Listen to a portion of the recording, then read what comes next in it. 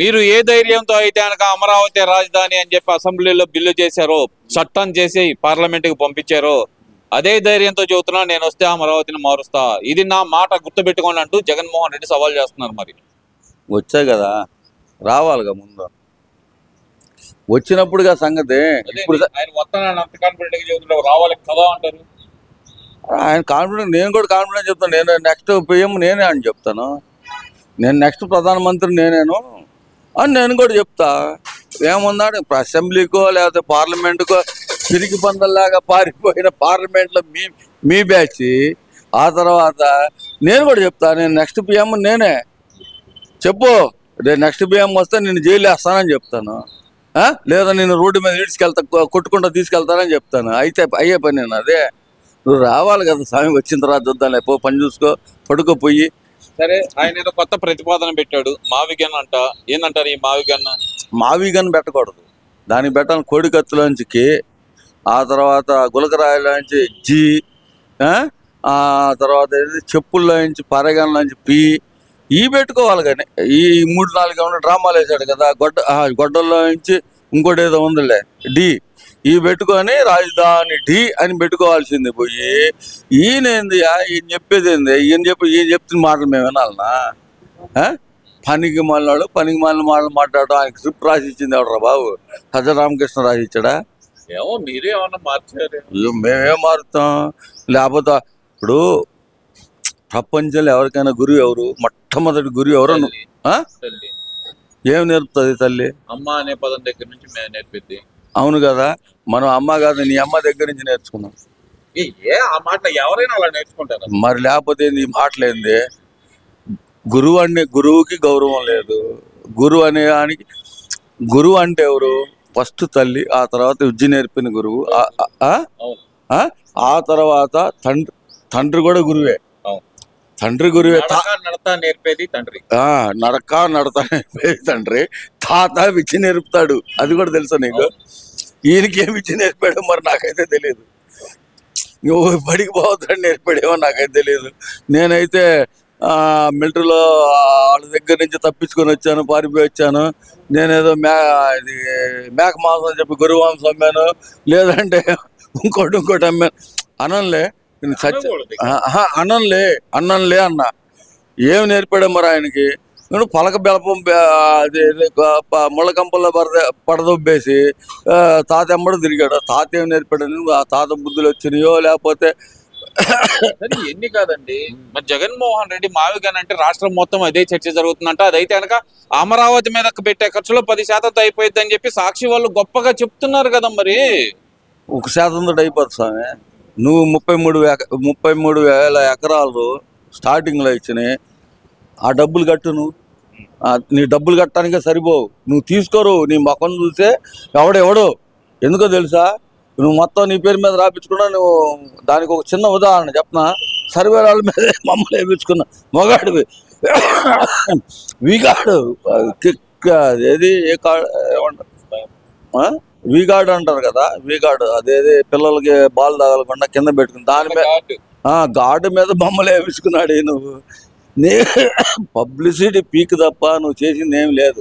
నువ్వు పబ్లిసిటీ ఖర్చు పెట్టినంత అమరావతి ఖర్చు పెడితే అమరావతి ఎప్పుడో బాగుపడేది. ఆ పిచ్చి మొక్కలు మొలిసేవి కాదు. 70% అయ్యండి రాజధానిలో. ఇప్పుడు ఏదైనా కానీ బేస్మెంట్ వచ్చిన తర్వాత పైకి తీసుకెళ్ళడం పెద్ద కష్టం కాదు. 70%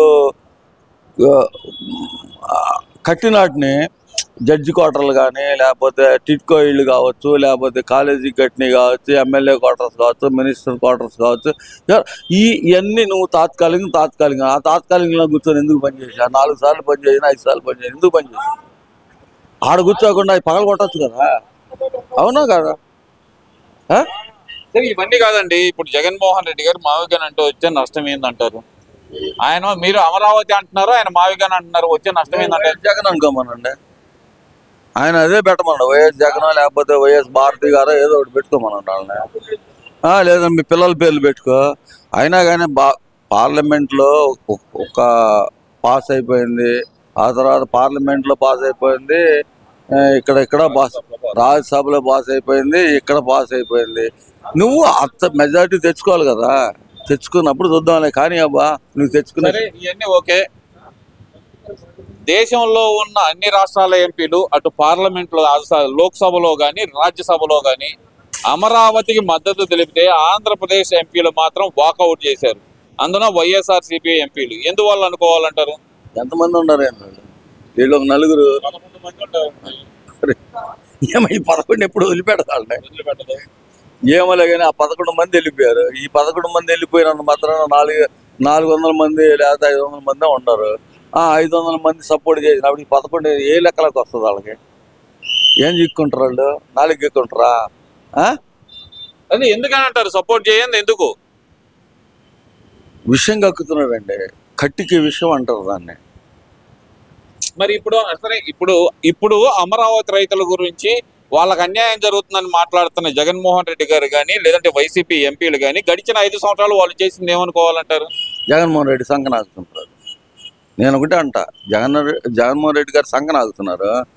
సంకనాగారు కాబట్టి ఇది ఆ రాష్ట్రాన్ని సంకనాగిచ్చేశారు. ఇంకంతకంటే ఇంకేం చెప్పాలా వీళ్ళకి? నేనైతే ఒకటే చెప్తాను, రాష్ట్రాన్ని అధోగతి పాలు. ఇవాళ చిన్న చిన్న ఇల్లు అయినా కానీ రోడ్డు ఎమ్మటున్నాయి.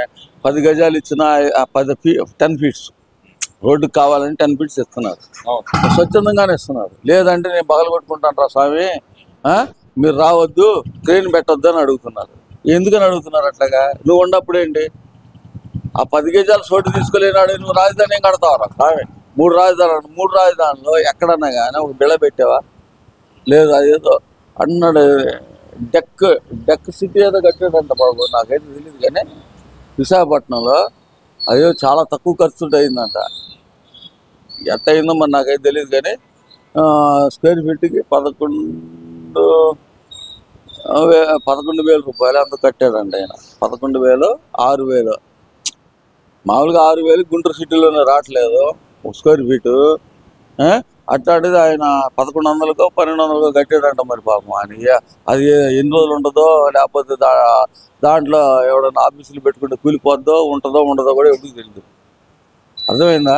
ఇట్లాంటివన్నీ దరిద్రపు మాటలు ఎందుకు స్వామి? నువ్వు రాజధానికి సపోర్ట్ అంటే సపోర్ట్గా పలుకు, లేదంటే వద్దంటే నేను రావట్లేదు ఇక్కడ రాజధాని వద్దని చెప్పు. ఆ మాట చెప్పాలి. కానీ నువ్వేం మాట్లాడుతున్నావు? రాజధాని కావాలంటావు, రాజధాని వద్దంటావు. రోజు పూటకో మాట, గంటకో ప్రెస్ మీటు. ఎందుకు రా నాయన?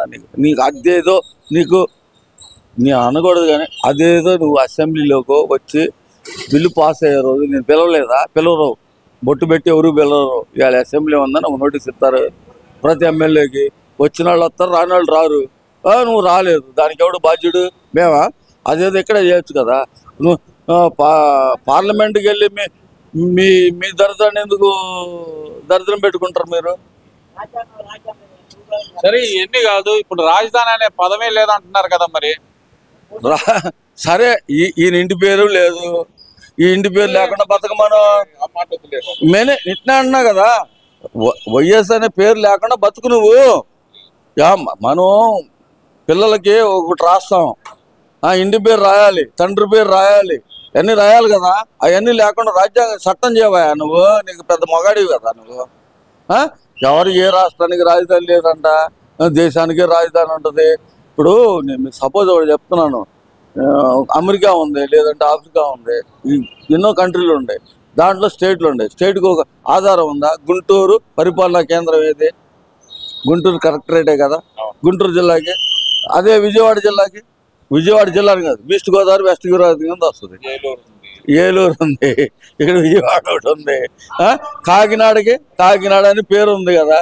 మరి ఏం మాట్లాడుతున్నా? బుద్ధి బుర్ర లేకుండా మాట్లాడుతున్నా. మీరు లండన్ మందులు వికటించినేమో. ఈయన దేశం పోయి విశాఖపట్నంలో మన ఏది మెంటల్ హాస్పిటల్ ఉంది కదా, దాంట్లో పడితే దరిద్రం అయిపోద్ది. ఎందుకంటే జైల్లో పెట్టడం కూడా వేస్ట్. ఎందుకంటే ఈయన మెంటల్ సర్టిఫికేట్ తెచ్చుకుంటాడు కదా. నేను అట్లా అనలేదంటాడు. ఇప్పుడు ఆయనకి వీడియో ప్రూఫ్లతో చూపించినా కానీ ఆయన ఎండు. నిన్న నేను ఎగస్ట్రానికి వచ్చే కాకపోవచ్చు, జనం నమ్మండి నమ్మకపోండి. గరిగిపాటి వారు ఏమన్నారో తెలుసా? ఇప్పుడు 13,000 ఇస్తున్నాం పిల్లలకి. రోజుకి వాళ్ళు ఇళ్ళ దగ్గర నుంచి క్యారేజ్ తెచ్చుకోమన్నాడు.